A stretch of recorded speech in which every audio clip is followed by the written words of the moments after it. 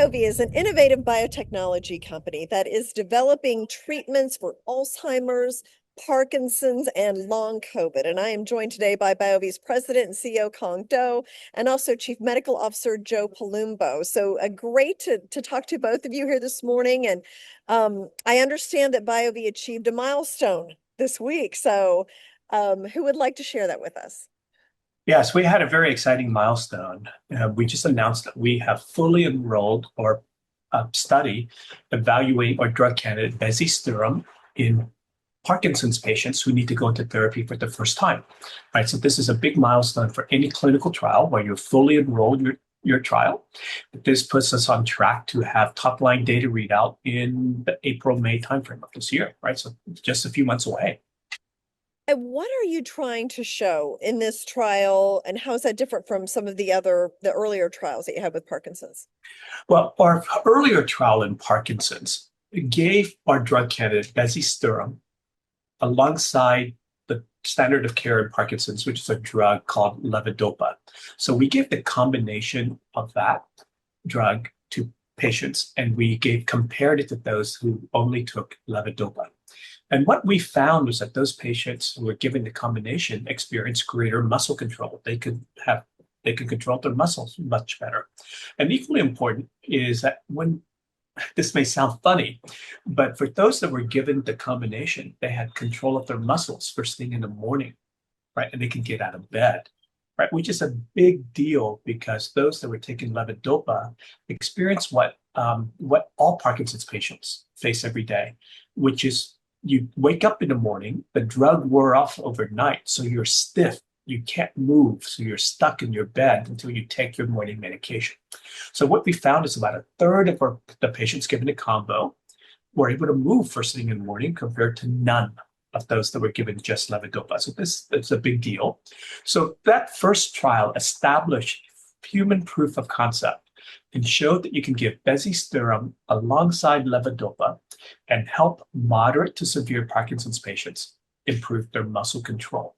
And that establishes the first of two parts of what we're trying to do in Parkinson's.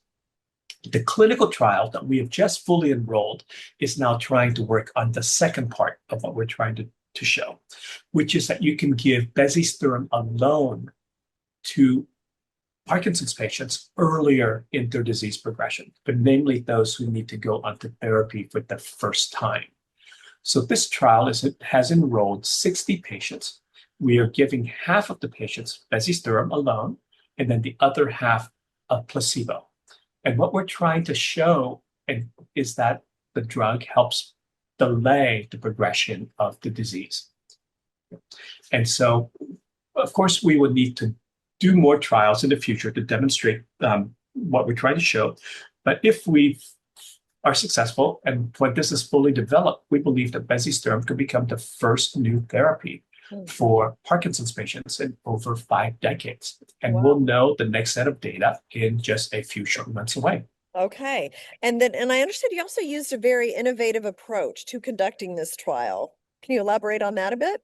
What we've done here is we've actually gone out to the patient's homes. Typically, we ask people to come into a clinic, and that's actually very, very hard if you have Parkinson's. This is a motor disorder. This is a disorder that also affects your motivation. So it makes it really hard for someone, even if they're extremely interested in doing the study, to make it into an office setting. So we're working with an organization where we send out skilled individuals to visit the homes, do an examination, and actually video record that examination for additional information, confirmation.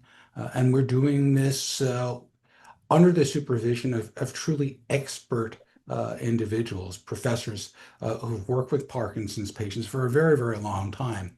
Now, just to confirm that this is a good way of doing it, we're also comparing that to a small number of actual physicians' offices. So you have the option in the study of going to a regular doctor's office to do the study, or to have someone come out to your home.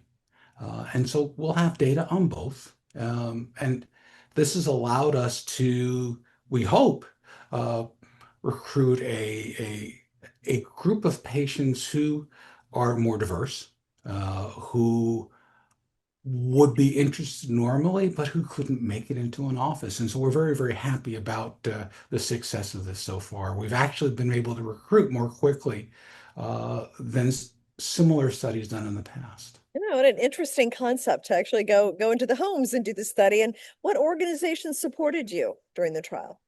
So many of the Parkinson's Foundation, Michael J. Fox Foundation, and many others. Okay. And then also, BioVie was mentioned in an article published this week by Charles Pillar in Science Magazine. So, what can you tell us about that? Yes. Well, as you know, Charles is a renowned investigative journalist with Science Magazine who has spent um, decades uncovering misdeeds in science and medicine, right? And Charles's new article discussed how misconduct in clinical research sites led to failures of clinical trials by various pharmaceutical companies and biotech companies, including Bristol Myers Squibb and, of course, BioVie. You may recall that we unblinded our phase 3 trial in Alzheimer's back in 2023 and found that 15 of our clinical sites deviated from our protocols and good clinical practices, right, leading to suspect data. Right. And when that happened, we decided to report all 15 sites to the FDA for their investigation, which is somewhat unusual in and of itself. But we then took the highly unusual step of very publicly announcing this problem. And we then also quietly started talking to our friends and colleagues in other pharma companies about the issues, right? And at first, other pharma companies were just incredulous and disbelieving of what we were telling them. But I'm glad that some of them heeded our warnings and started looking at their ranks, which actually led to some of the things that Charles reported in. Right. So I believe Charles's article shines a big light on a problem that I believe is there and growing in the industry. He brought to the forefront an issue that we started, we notified the industry of a couple of years ago. I believe this is a real problem for the industry and it will only get worse unless actions are taken. Okay. And so obviously you think this is a growing issue. I mean, that's a very alarming that we can't always trust the data from these trials. Well, I think it's a problem in that it undermines the trust that we all have in medical research, the trust that pharmaceutical companies place in the sites, and most importantly, the trust that patients place on these trials that we're actually doing something to help them, right? And in the past, pharma companies that with failed trials due to similar problems have just decided to move on quietly. And I think that is a mistake, right?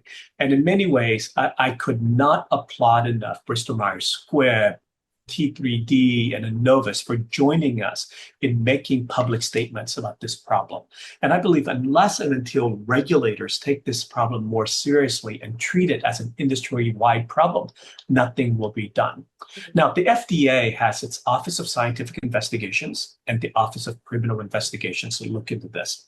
And of course, the Department of Justice is also involved and works closely with the FDA on these problems, right? And we hope that by publicly announcing and making this problem more aware, we hope that the FDA and the DOJ will step up their investigative activities and their enforcement actions. Okay. So, and I guess we don't know what the FDA has found yet. The investigation is just starting, or where does that stand? What we can say is the FDA has a process by which it does go out to sites. The process involves a review. The process involves record keeping of those visits. We know that a number of these sites have received what you can call a 483. And a 483 says you didn't do the study correctly. Um, Now, do we know about every site? No. Do we have records on all of those who participate, all their companies? Of course not. But FDA is out there. They are finding this, and we're just hopeful that they'll be moving more aggressively. I think that would be good for all of us. Yeah, sure. I mean, really important for the integrity of the research. I think, you know, it's worth the extra effort to make sure it's accurate. So thank you so much, Dr. Palumbo and Kong for joining us. And please keep us up to date on the Parkinson's trial. Absolutely. Thank you for having us. Thank you.